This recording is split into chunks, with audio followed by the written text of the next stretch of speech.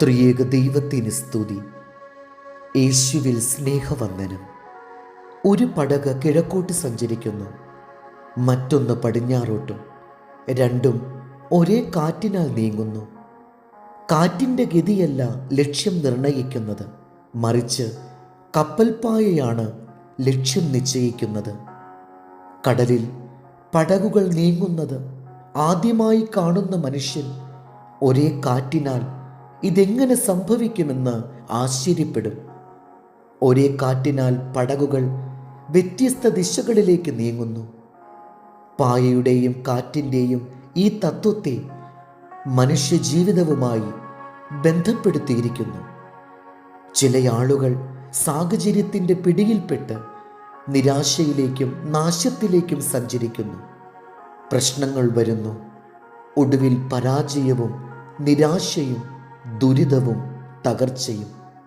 അങ്ങനെ ആ ജീവിതം അവസാനിക്കുന്നു. എന്നാൽ മറ്റു ചിലർ അതേ സാഹചര്യത്തിൽ കൂടെ കടന്നു പോകുന്നുവെങ്കിലും അവർ സഹിഷ്ണുത ഉള്ളവരാവുകയും പക്വത പ്രാപിക്കുകയും ചെയ്യുന്നു. സകല പരീക്ഷകളും ജയിച്ച് അവർ ശക്തരും മൂർച്ചയുള്ളവരും ആയിത്തീരുന്നു. വ്യത്യാസം ഓരോരുത്തരുടെയും മനോഭാവമാണ്. യഥാർത്ഥ താല്പര്യങ്ങൾക്ക് വേണ്ടിയും സുഖങ്ങൾക്ക് വേണ്ടിയും പായുന്ന മനുഷ്യൻ പരീക്ഷകളിലും പ്രശ്നങ്ങളിലും അകപ്പെടുകയും അവരുടെ പടക് തകർന്നു പോവുകയും ചെയ്യുന്നു. എന്നാൽ ദൈവത്തിൽ മനസ്സുറപ്പിക്കുന്ന മനുഷ്യൻ ദൈവത്തെ പിന്തുടർന്ന് ലക്ഷ്യസ്ഥാനത്ത് എത്തിച്ചേരും. നിങ്ങളുടെ കപ്പൽപ്പായ ഏതു ദിശയിലേക്കാണ് ഉറപ്പിച്ചിരിക്കുന്നത്?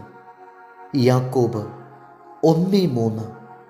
നിങ്ങളുടെ വിശ്വാസത്തിൻ്റെ പരിശോധന സ്ഥിരത ഉളവാക്കുന്നു എന്നറിഞ്ഞ് അശേഷം സന്തോഷമെന്ന് എണ്ണുവിൻ. ദൈവം നമ്മെ അനുഗ്രഹിക്കട്ടെ. കർത്താവിൽ എളിയ ശുശ്രൂഷകൻ ഈരാളിലച്ചൻ.